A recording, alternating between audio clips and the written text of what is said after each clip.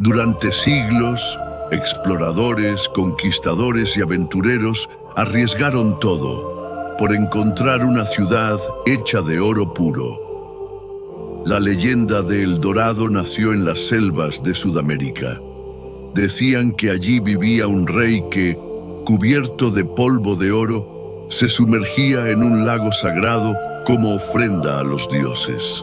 Desde las montañas de Colombia hasta las profundidades de la Amazonía, innumerables expediciones desaparecieron en su búsqueda. Algunos creen que nunca existió, otros aseguran que está oculta, esperando a quien se atreva a encontrarla. Pero cuidado, no toda riqueza brilla, y no todo oro trae fortuna.